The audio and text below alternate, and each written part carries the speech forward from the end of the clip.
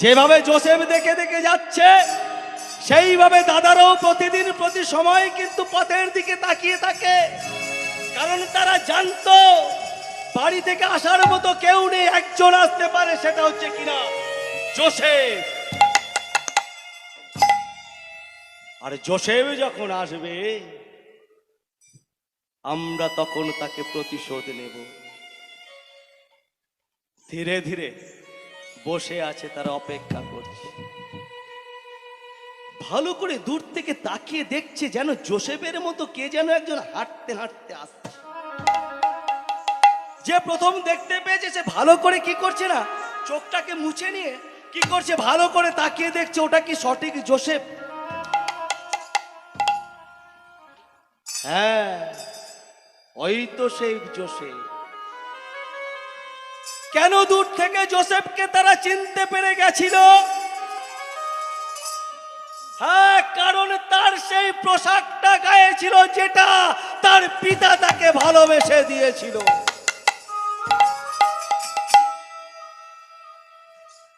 সেই জামাটাকে জোসেফ গায়ে দিয়ে আর চলেছে। হ্যাঁ মা, দেখবেন বাবা, দূর থেকে চেনা যায়। আমার ওই দিদন যে কাপড়টা পরে আছে দেখতে পাচ্ছিলাম, অনেক দিনের কাপড়। আমার দিদা যদি রাস্তা দিয়ে দূরে হেঁটে যায়, আমরা কিন্তু দিদাকে চিনতে পারি না পারি, কিন্তু ওই কাপড়টা দেখে চিনতে পেরে যাব যে আমার সেজ দিদা হেঁটে যাচ্ছে। আমার মামিকে দেখতে পাচ্ছি যে কাপড়টি পরে আছে ওটা অনেক দিনের কাপড়, সুতরাং আমিও দূর থেকে চিনতে পেরে যাব ওটা আমার মামিমা। তদ্রূপ দাদারাও চিনতে পেরে গেছে জোসেফের গায়েতে সেই পোশাকটা পরে। দাদারা কি করছে, অপেক্ষা করছে জোসেফ সেই পোশাকটা পরে আর মাথায় বোঝা নিয়ে আসছে। ওরে দাঁড়িয়ে কেন, তোরা দাঁড়িয়ে কেন রে, দাঁড়িয়ে কেন অত দূরে, তোরা দাঁড়িয়ে কেন অত দূরে, তোরা দাঁড়িয়ে কেন অত দূরে, তোরা দাঁড়িয়ে কেন অত দূরে। জোসে পাশে, জোসে পাশে, ওর জোসে পাশে, জোসে পাশে, জোসে পাশে, জোসে পাশে, জোসে পাশে, জোসে পাশে। তোরা দাঁড়িয়ে কেন অত দূরে, তোরা দাঁড়িয়ে কেন অত দূরে, তোরা দাঁড়িয়ে কেন অত দূরে, তোরা দাঁড়িয়ে কেন অত দূরে। দাদা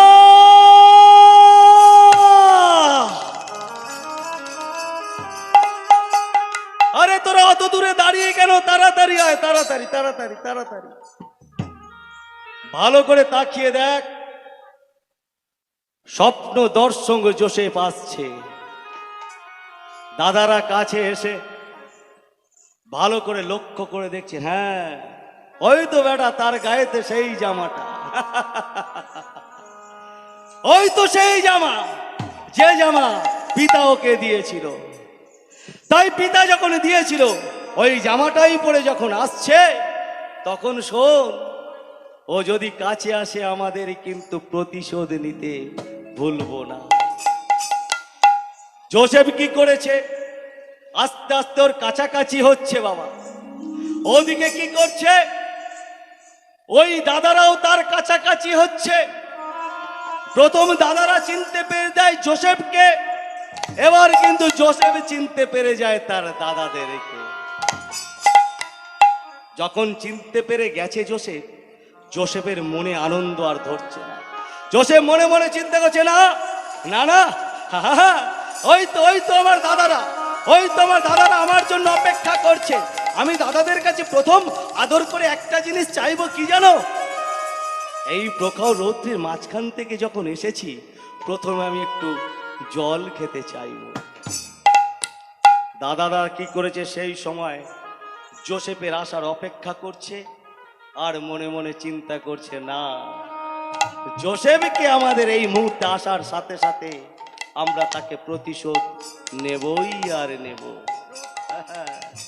দাঁড়িয়ে দাঁড়িয়ে তখন কি বলছে, শোন শোন ভাই, দাদা কি করেছে, যতজন দাদারা 10 জন মিলিত হয়ে বলছে, শোন, আরে প্রতিশোধ নেবার এই তো সময়, প্রতিশোধ নেবার এই তো সময়, প্রতিশোধ নেবার এই তো সময়, প্রতিশোধ নেবার এই তো সময়।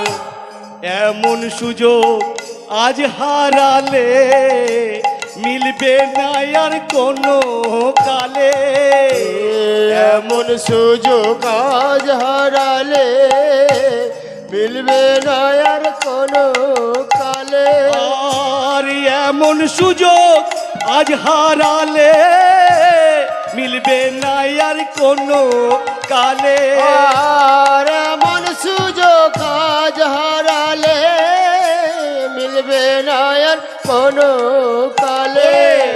বধ করিয়া ফেলবো গুহায়, দেখবো স্বপ্নের ফল বাকি হয়, বধ করিয়া ফেলবো গোহায়, দেখবো স্বপনের ফল কি হয়। প্রতিশোধ নেবার এই তো সময়, প্রতিশোধ নেবার এই তো সময়, প্রতিশোধ নেবার এই তো সময়, প্রতিশোধ নেবার এই তো সময়।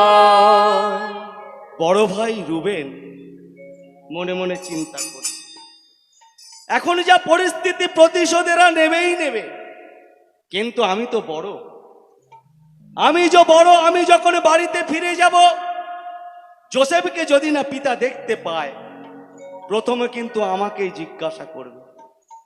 তাই ওরে ভাই, তোরা তো বলেছিস জোসেফকে অন্ধকার কুয়াতে ফেলে দিবি, ঠিক আছে, কিন্তু আমি তোদেরকে এ কথা বলি কি জানিস, পিতা যদি জিজ্ঞাসিলে বলিব তার কেমন করে, আর পিতা যদি জিজ্ঞাসিবে বলবো মোরা কেমন করে।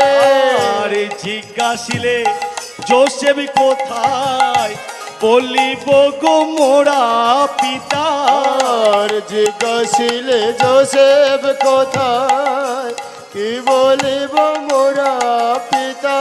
আর জিজ্ঞাসিলে জোসেফ কোথায় বলিব গো মোরা পিতা, আর জিজ্ঞাসিলে জোসেফ কোথায় বলিব কি মোরা পিতা। আর হিংস জন্তু তাকে ধরে ভক্ষণ করেছে তাহার, আরে বলিব হিংস যন্ত্র ভক্ষণ করেছে তারে। আর প্রতিশোধ নেবার এই তো সময়, প্রতিশোধ নেবার এই তো সময়, প্রতিশোধ নেবার এই তো সময়।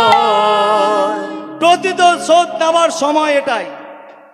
দেখ দাদা, তুই চিন্তা করিস না, তুই কেন পিতাই চিন্তা করছিস, ওকে যখন অন্ধকার কুয়ার মধ্যে ফেলবো তখন ওই গায়ের পোশাকটা খুলে নেব,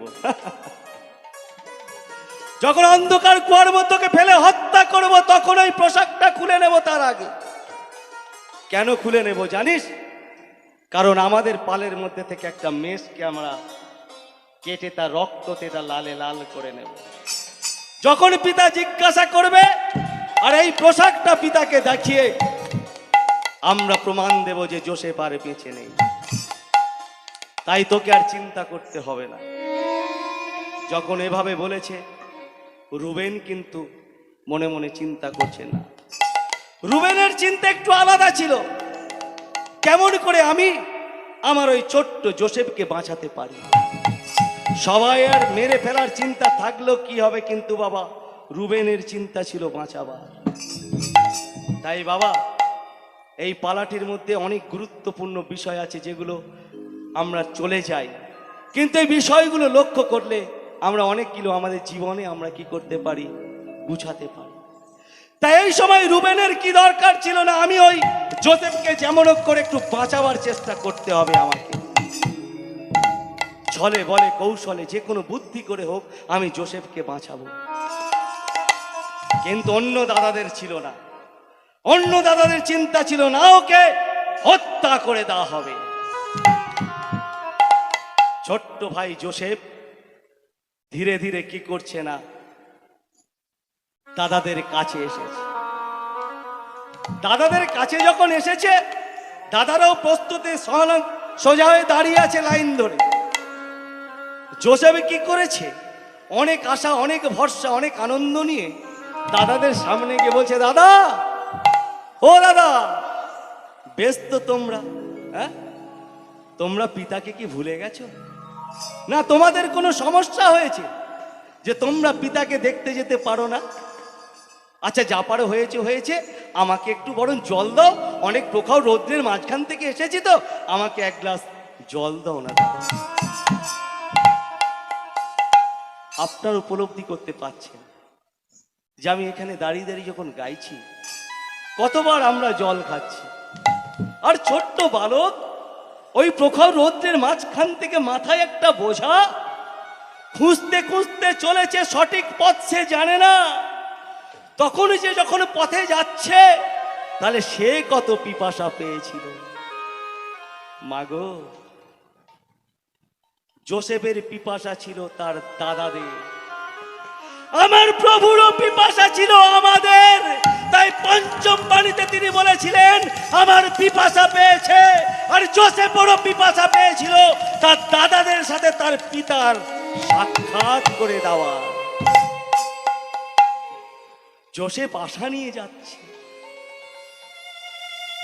দাদাদের সামনে দাঁড়িয়ে বলছে, দাদা, আমি বলছি আমাকে একটু ঠান্ডা জল দাও, আমি খাবো, খাবার পরে তোমাদের সাথে অনেক কথা আছে আমি বলবো।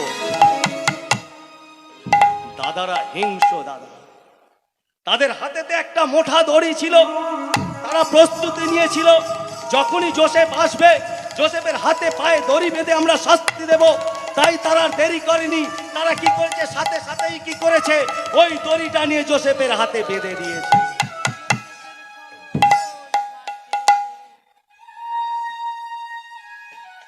যখন বেঁধে দিয়েছে, যোসেফ একদম নিস্তেজ হয়ে গেছে, কাঁপছে যোসেফ। না, আমি তো প্রখর রৌদ্রেতে আমি ক্লান্ত, আর আমার দাদারা কিনা আমাকে, দাদা,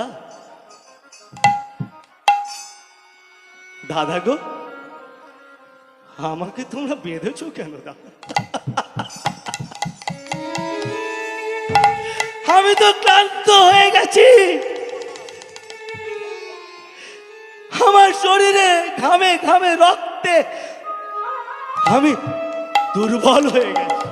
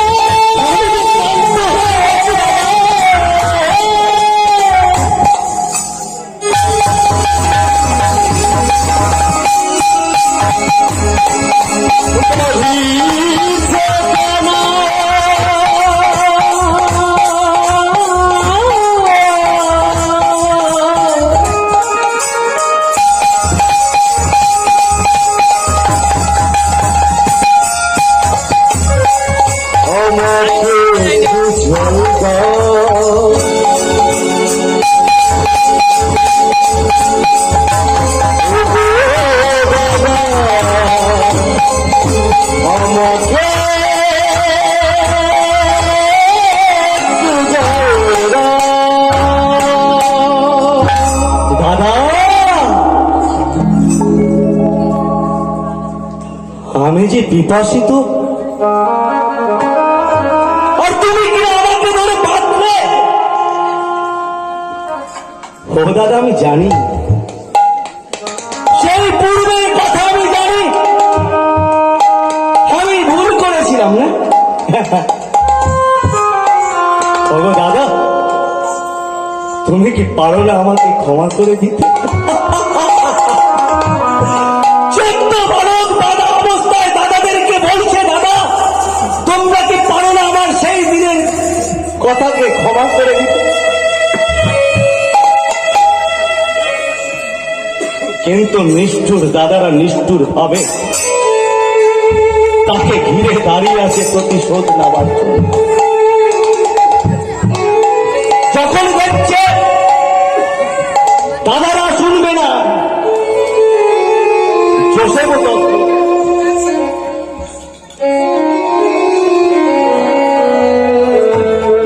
দাদাদের সেই শাস্তি মাথায় নিয়ে নীরবে রয়েছে।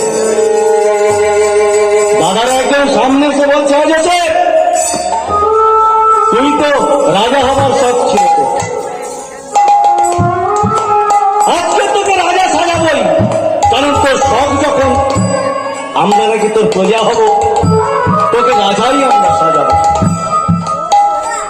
জোসেফকে কি করেছে, আর সিংহাসন কোথায় পাবে গো? মাঠের মাঝে, মাঠের মাঝে জমি সোজা করার জন্য উঁচু উঁচু ঢিবি থাকে, তার মধ্যে একটাকে বেছে নিয়ে জোসেফকে কি করেছে, ওই বাঁধা অবস্থায় ওই উঁচু ঢিবিতে বসিয়ে,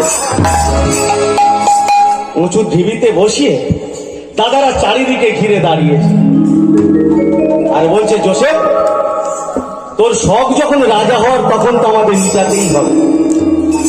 তাই গোল করে দাঁড়িয়ে উপহাস করে জোসেফকে বলছে, দাদারা কি বলছে, ওগো তোকে রাজা সাজাবো, তোকে রাজা সাজাবো, জোসেফ রাজা সাজাবো, তোকে রাজা সাজাবো, তোকে রাজা সাজাবো,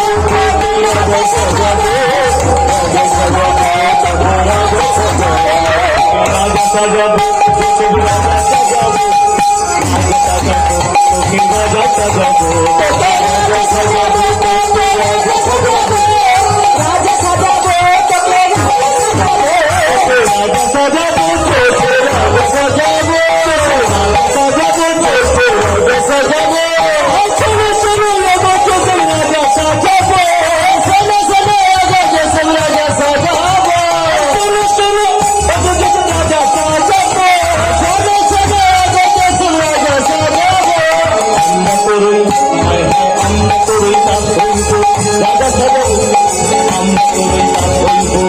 রাজা সাজাবো,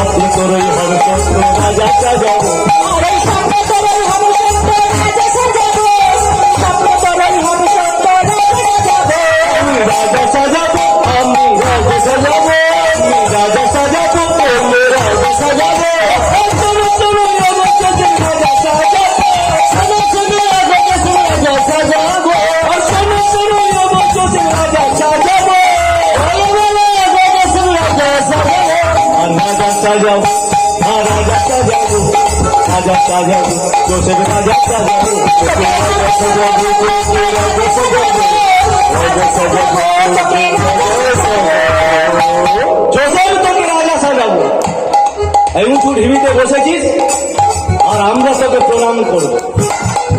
ঠিক আছে, লাইন ধরে দাঁড়িয়ে উপহাস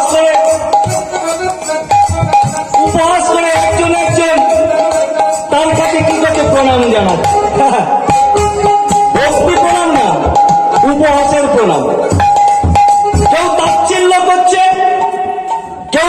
করছে? অপমান করছে। আর কি করছে না তাকে? তাকে কি করছে? অপমানের মধ্যে থেকে তাকে জীবন কাটাতে হচ্ছে। আসতে বাবা, এই পাড়াটির মধ্যে কত সুন্দর মিল দেখুন বাবা, একটু মন দিয়ে শুনবেন। আর আমার এই পাড়াটা গাইতে ভালো লাগে, কারণ হচ্ছে এই পাড়াটির মধ্যে আমার যীশু খ্রিস্টর কিছু জীবনী লুকিয়ে আছে। যিশু যেভাবে অপমান সহ্য করেছিল আমরা জানি, যোসেফের বাবা এইভাবে অপমান সহ্য করে যেতে হচ্ছে। এখন বাবা দেখবেন একদম যিশুর সাথে কিছুটা তুলনামূলক ভাবে এই পাড়াটি মিল আছে। ভালো করে লক্ষ্য করে দেখুন, যোসেফকে যেভাবে শাস্তি অপমান সহ্য করতেছিল তার থেকে অধিক বেশি আমার প্রভুকে পেতে হয়েছে।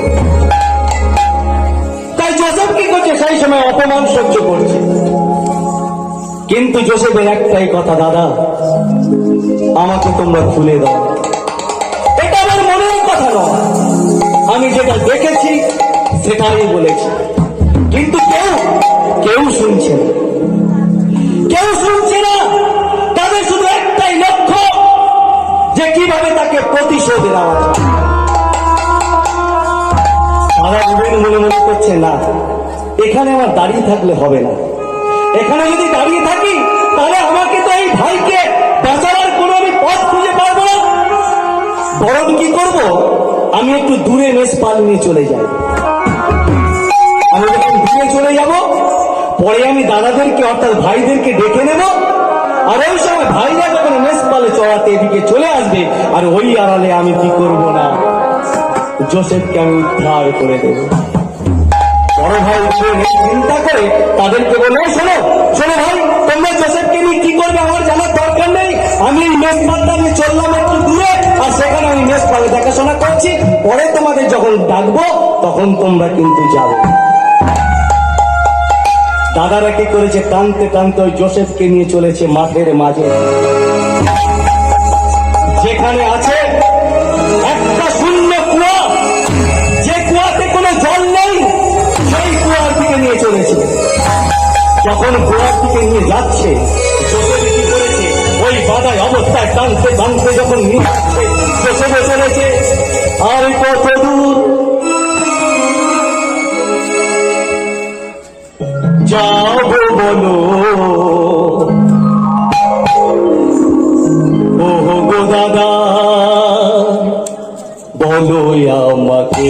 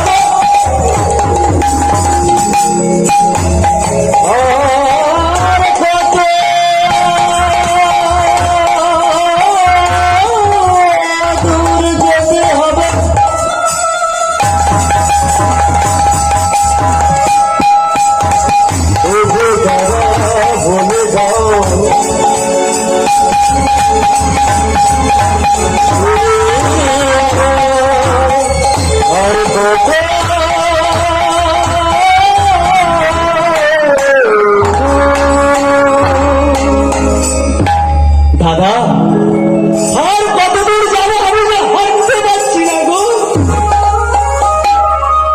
আমার হাত বাঁধা, আমার পাও বাঁধা। তোমরা কিনা আমাকে চ্যান্দালা করে টানতে টানতে নিয়ে চলেছ। আমি তোমাদেরকে কতবার বললাম আমি পিপাসিত, একটু জল দাও, তাও দিলে না। দাদা আমি জানি আমি ভুল করেছি, আমি ভুল করেছি, তবে জানি না তোমরা এত বড় সাজা আমাকে দেবে। আমি অনেক আশা নিয়ে এসেছিলাম তোমাদের কাছে, আমি অনেক বিশ্বাস নিয়ে এসেছিলাম তোমাদের কাছে, আর তোমরা কিনা আমাকে এইভাবে বেঁধেছ। যোসেফ তোর মুখ থেকে একটা কথা শুনতে চাই। একটা কথা না, চুপ চুপ, কোনো কথা শুনতে চাই। তুই আমাদের অপমান করেছিস, পিতাকে অপমান করেছিস, আর তোকে ছেড়ে দেবো এটা মনে করেছিস। তুই এই দেশের কুলাঙ্গা, তোকে যদি ছেড়ে দিই না, তুই এমন জায়গায় পৌঁছাবি যে সেদিন তুই আর কোনো পথ খুঁজে পাবি না। তাই আমি বলছি তুই একটু নীরবে থাকবি। টানতে টানতে জোসেফকে ওই কুয়ার থেকে নিয়ে কাছাকাছি যখন হয়েছে, হিংস দাদারা দেরি করেনি, অন্ধকার কুয়ার মধ্যে